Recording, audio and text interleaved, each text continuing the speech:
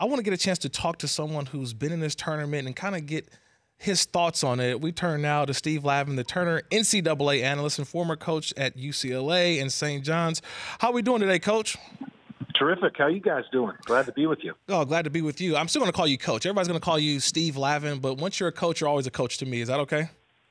Absolutely. You can call me Lav, Coach Lav, Steve, Coach, whatever you need. See, that's a player's coach right there. You see that? You see how a player's coach, like he walks in like, hey, just call me Lav. Okay, Coach Lavin. Coach, I had a suggestion, and help me out here. What do you think about this? That we change the name of the NCAA tournament. It shouldn't be March Madness, shouldn't be Final Four. What do you think of us, me and you? Tell me if you're all in on this, to the Sister Jean Invitational. Oh, no doubt. This year, she's captivated not only college basketball fans' imagination, but the entire country, and I'll even take it to worldwide. The way certain Olympic athletes have done that through the years. The World Cup, yes. We'll see, certain countries' team that captures the imagination, compelling stories. But hers ranks right up there in the history of sports. I mean, 98 years old. Got the rosary beads going. If Loyola wins, yes, I wouldn't be surprised if the Pope doesn't make a call to that locker room and doesn't invite Loyola to the Vatican. So they might get a visit to the White House as well as the Vatican, the way they're rolling right now. But her intellect, her quick wit, the authentic and kind of genuine connection that the team has with her, right? And she's really elevated this tournament to kind of a different level. When you think about the landscape of college basketball right now, Coach Steve Lavin joining us here on the Rich Eisen Show.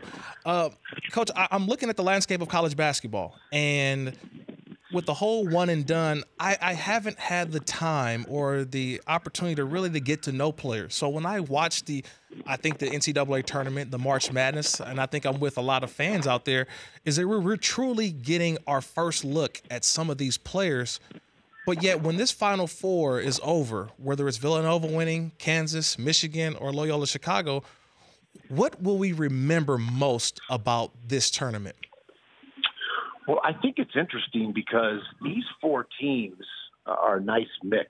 You've got, a team like Loyola, a mid-major program that's having success for the first time since the 1960s in terms of making a run in the NCAA tournament. You have Michigan, who is a strong brand name, even though they're more of a football school. John Beilein has had great success with the basketball program. And going back, Cassie Russell, back in the day for the Wolverines. And, of course, there's that Glenn Rice team that made the great run as well to the national championship with Steve Fisher as the coach, the Fab Five. So there's been other strong Michigan teams. But John Beilein is having a successful run as the coach of Michigan as any. And Kansas, that goes back to the history of Dr. Naismith. Dr. Naismith had an influence on Fog Allen. Fog Allen had an influence at Kansas on Dean Smith.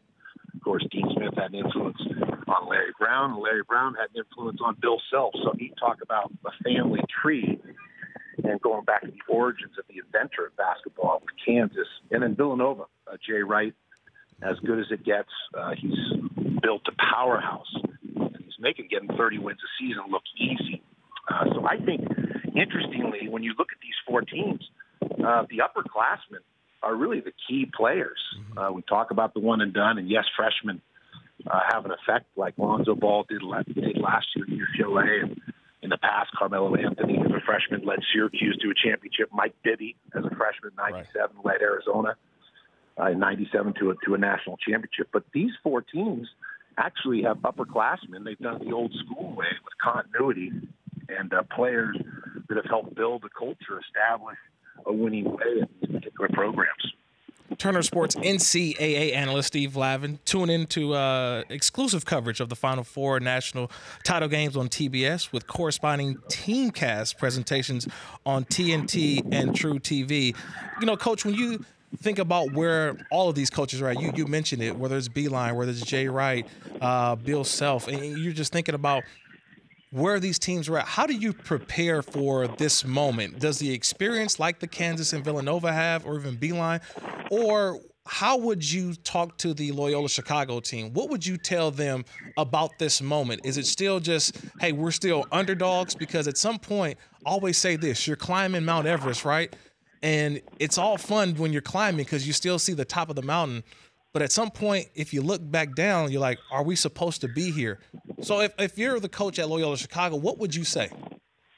Well, I think number one, at this stage of the season, all these teams have been playing extremely well, or they wouldn't be in the Final Four. So one of the keys is not having a departure from your routines. As you know, in the NFL, Major League Baseball, any sport, really any craft, even take musicians or dancers, creatures of habit and routine and repetition. And so one of the things we want to try and do as best as possible, even though it's the Final Four, and it's one of the most popular sporting events in the world, the more you can replicate or duplicate your routines, from pregame meals to your walkthroughs, your video sessions, keep in those same routines. And I think that's critical because you're more likely to perform when you're familiar and comfortable with the conditions and the routines that have allowed you to get to this point. Also, you don't want to overdo it. I think sometimes younger coaches make the mistake of trying to do too many adjustments. And there's an old coach named Pete Newell, Hall of Famer, who won an Olympic gold medal, also an NCAA title, an NIT title. He used to say the hay's in the barn by this stage. You can make subtle adjustments in terms of how you're going to cover, in terms of post defense, how you're going to handle or cover on-ball screens, understanding or making some subtle adjustments in terms of individual personnel in your game preparation, your drum roll into the game.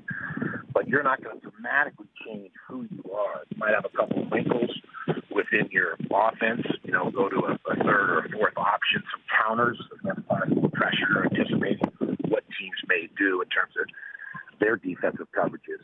But I think, keeping it simple, because you want your team mentally and physically fresh, on point for competitive greatness. Coach Wooden defined competitive greatness as being at your best when your best is needed. So don't over-prepare your team, overwork them. Be mindful of their fuel, both emotional and physical fuel, so they can bring that level of effort that it takes to win those two games on a Saturday and a Monday to cut down the nets. Turner Sports NCAA analyst Steve Lavin joining the Rich Eisen Show. Appreciate the time, Coach, and I'll be looking for your analytic work this weekend, so have fun. Okay, enjoyed it. Let's do it again. Sounds good. That's Coach Steve Lavin, or NCAA analyst for Turner Sports. The Rich Eisen Show, weekdays at noon Eastern on Audience.